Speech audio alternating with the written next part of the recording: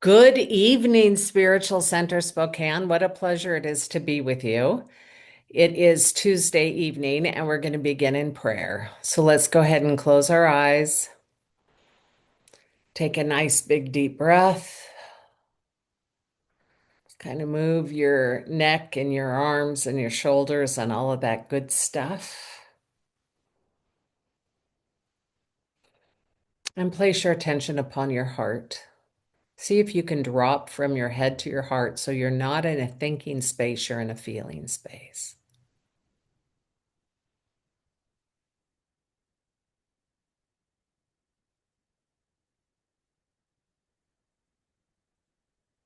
And then see if you can get below the feeling to just the space of being, where you've passed duality and you're just being.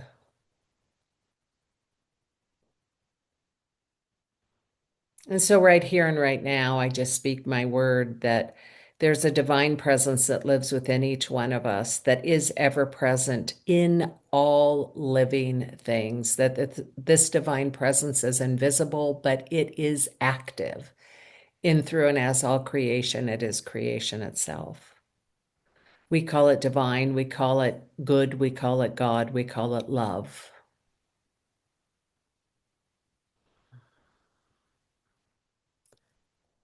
And so it's my prayer this night that we touch that place in consciousness that is beyond worry, concern, distress.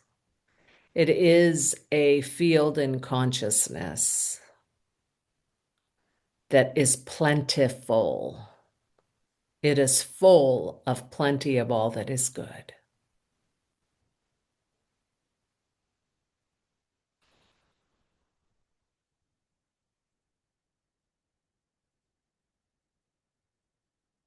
And from this place in consciousness, we can just sit and receive. And so I just give thanks for this goodness and glory of God. I give thanks for today. I give thanks for each one of us on this YouTube. I call my life good. I call your life good.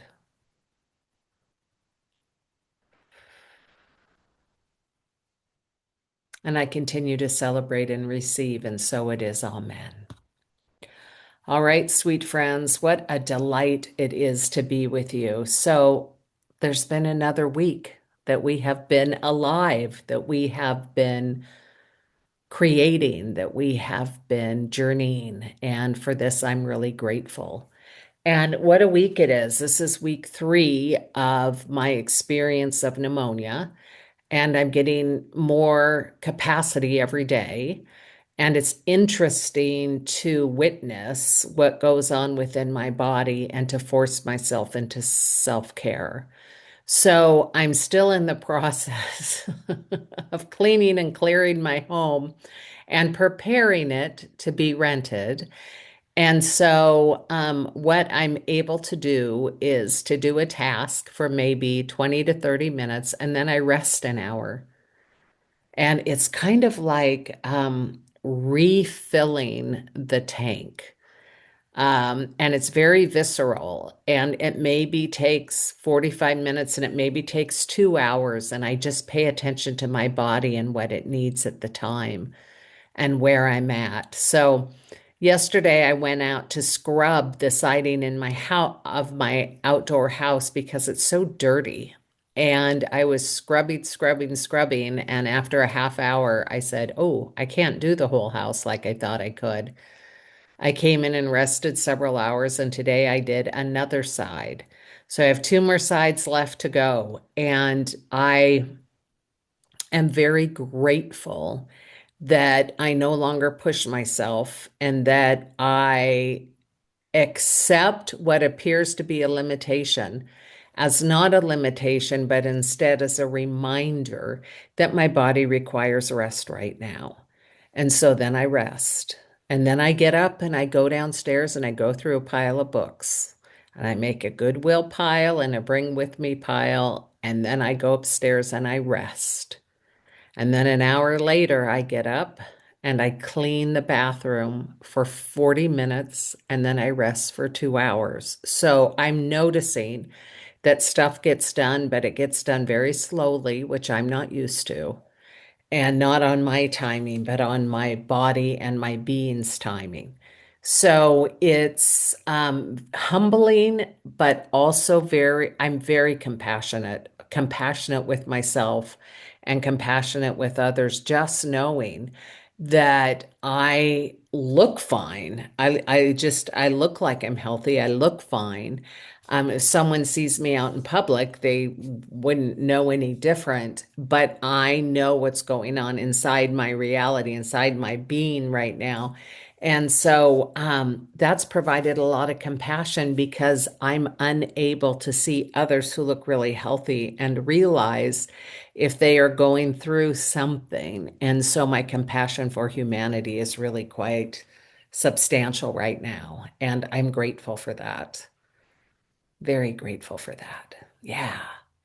And so this upcoming Monday is going to be a strawberry moon or a flower moon, wildflower moon, I think is what it's called. But it's the beginning of the summer moon, and it's the last moon of the month. And I'm really excited for it. Like I shared with you many talks ago, I'm learning about the moon and its cycles, and I'm just aware of it. And so the solstice started this last week. Father's Day happened, and upcoming is the strawberry moon. So I just am aware of all of the opportunities to ritualize and to recognize that life is vital and happening. And I appreciate that quite a bit. So I want to share with you a program, a class that I'm taking right now, share with you a little bit about it and let you know what's going on. So I have a dear friend, Rhonda Britton, who wrote the book Fearless Living. We've been friends now for 35 years, maybe. I'd have to do my math, but at least that. And I was with her when she offered her very first class before her book came out in her home, and she was teaching people about how to live fearlessly. And the curriculum she was given was an inspired curriculum from the divine presence, and it all like came together for her in a way that was really powerful. And she worked her tools with and on herself, and then brought them out into the world to share in a big way. And she, I have been taking some of her I started taking her training, I should say, 35 years ago or more because I was so moved by how clear that she is about moving forward. That in the Course in Miracles, it says that there's two emotions that exist, and one is love and one is fear. And so, if you're not operating out of love, then you're coming from fear. And fear gets you in a spiral, and love co-creates with creativity. So they're two vastly different energy fields. With being in fear, you're stuck. You can be stuck. Your energy isn't expansive, it dwindles. And when you are in love, there is expansion that happens, and just amazing miracles that we see and that we connect with and that we receive. So, anyhow, over these 35 years, I've taken her work in many different forms. And right now, I am retaking a section of her work called The Wheels.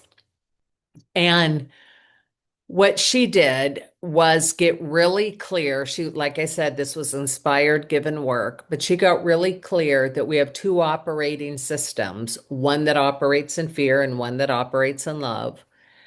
and that she called them wheels. So she says, okay, you're on your wheel of fear if you're not going anywhere, and you're in the wheel of freedom, which is the creative aspect of your being.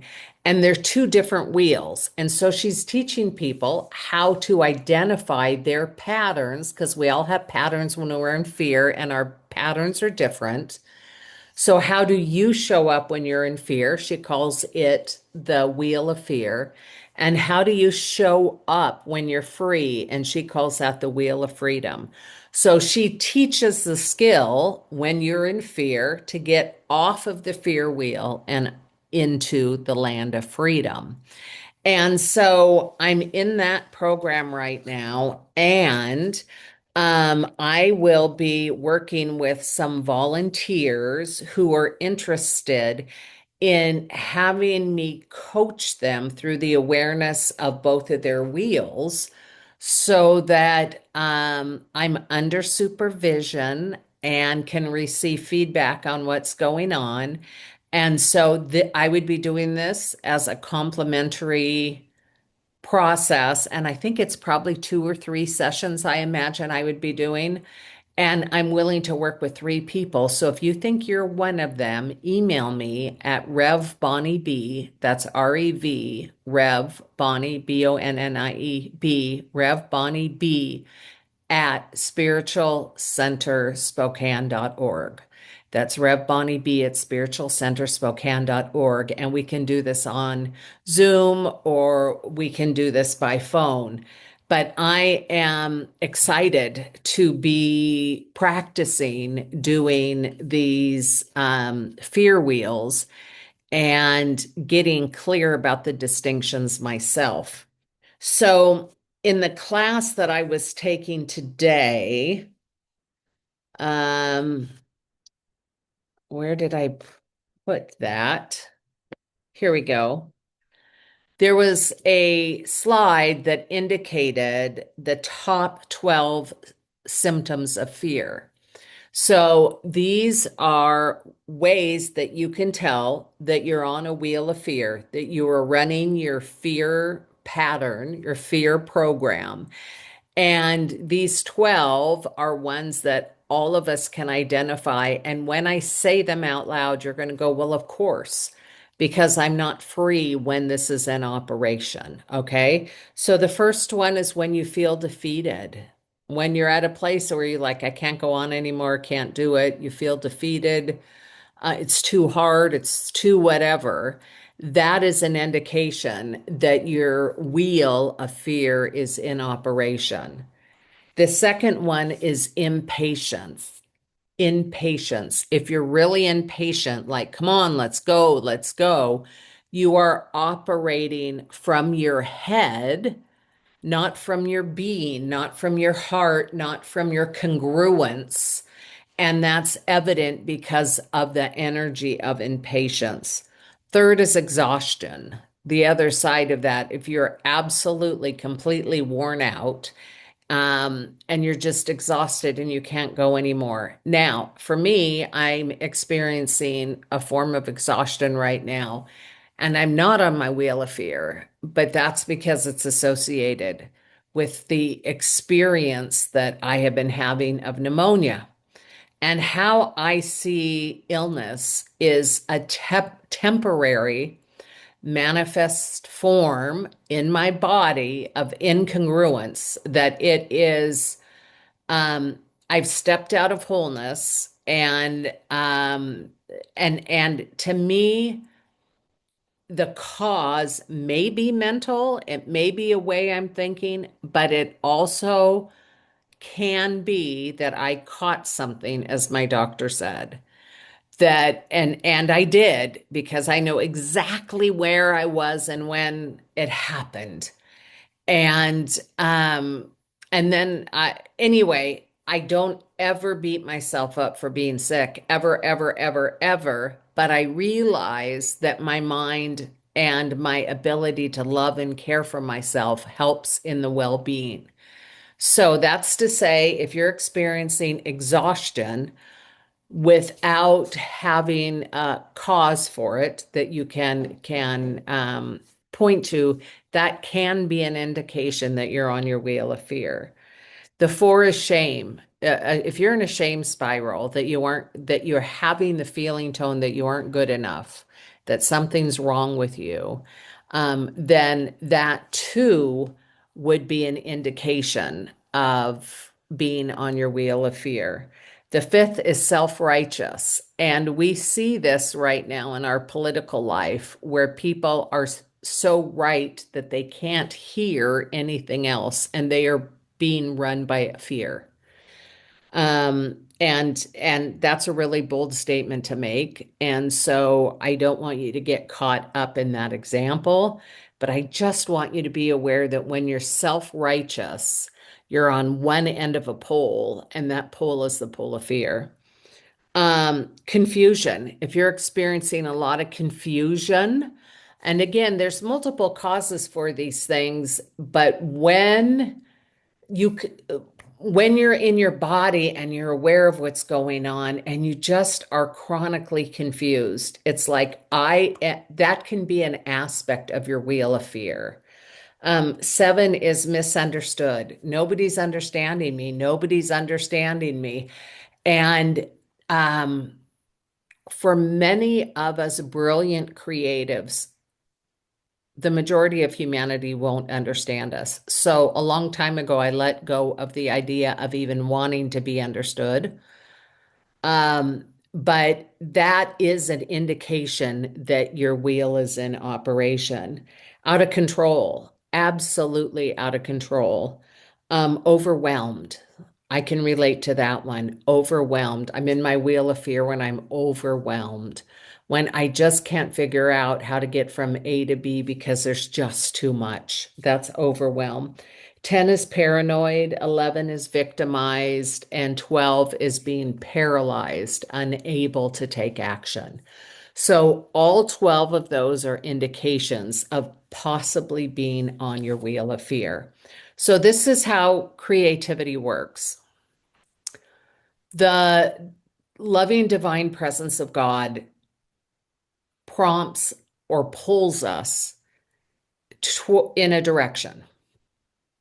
So every time I've started a spiritual center, I have felt an overwhelming desire to connect with other people in spiritual communion.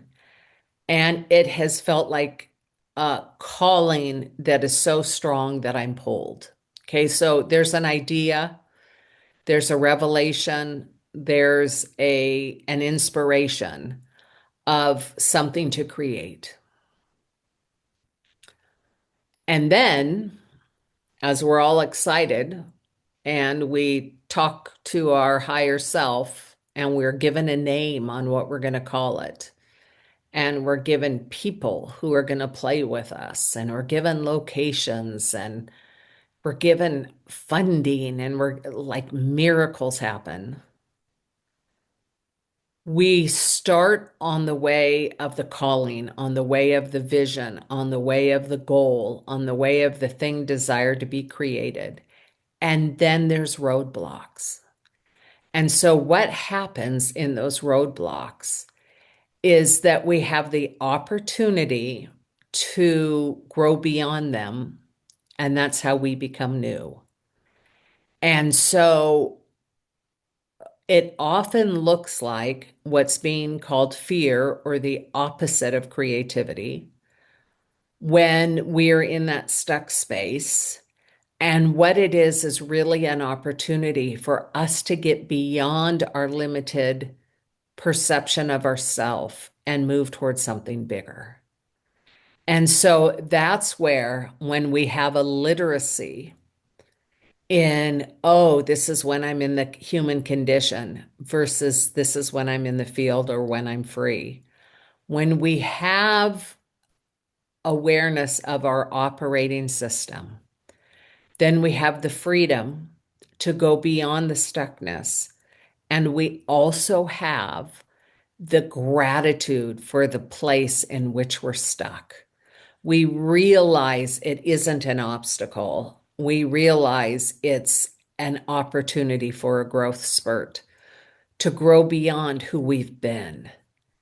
And so I'm really excited to embrace Rhonda's work again.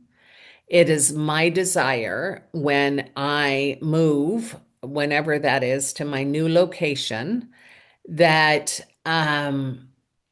that I work with individuals, that I expand my client group once I'm located and ready, that I expand my client group to work with people who have those big visions and those who are working through a physical experience that we might call illness in order to get to the other side of it.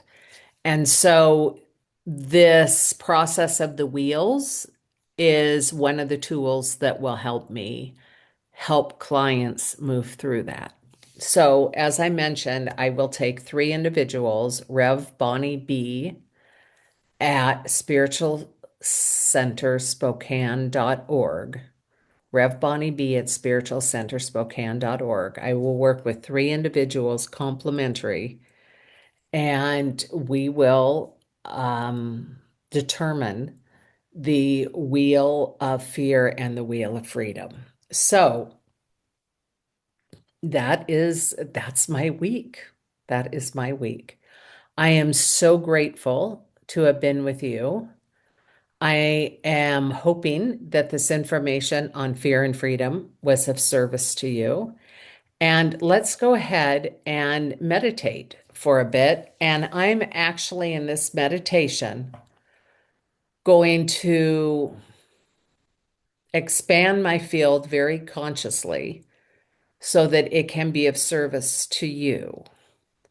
So I invite you to go into your own space in your own field, and I will amplify what's going on between the two of us. And let's go ahead and close our eyes.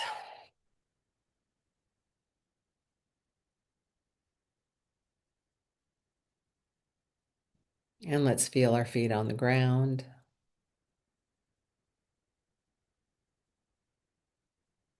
And let's sit as upright as we possibly can.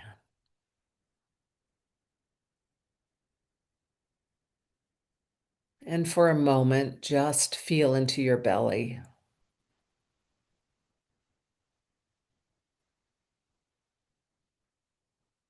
Feel into your heart. Feel into your third eye.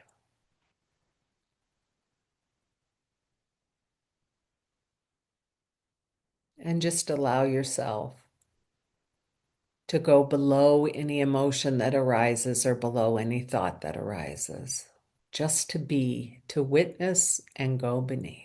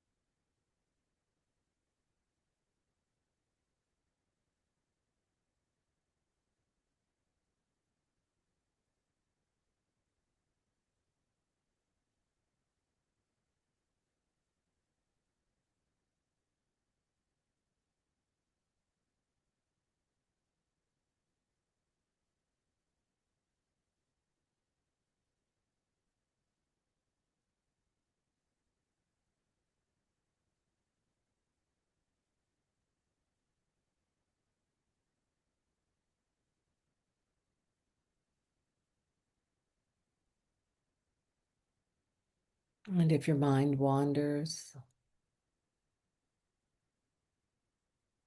bring your attention back to your field. Feel into your body temple. Notice what you notice.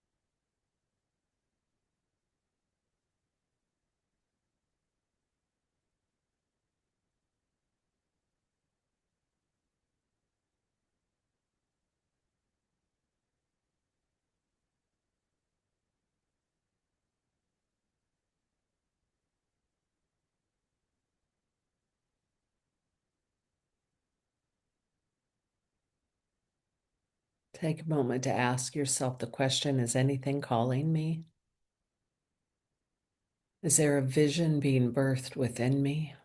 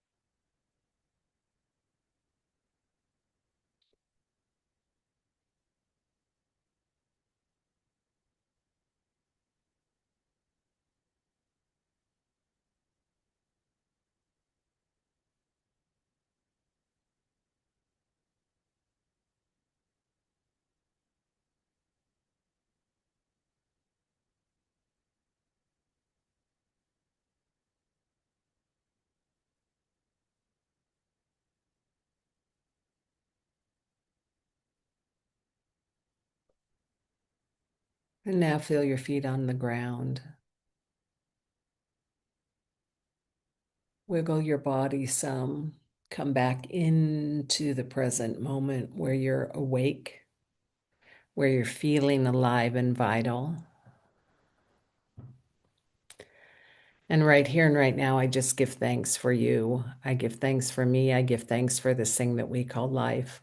I am grateful that the goodness and the glory and the love of God has made itself known in our body temples and through us. I speak my word for humanity, for this love that it is contagious, that others may feel it and know it and live from it. I just am so grateful for the allness, the fullness, and the onlyness of this divine presence. And so for this, for tonight, for this upcoming week, I do give thanks. And so it is. Amen. Now shake out a moment. Whoosh! Happy Tuesday, guys. I look forward to next week. Love and blessings.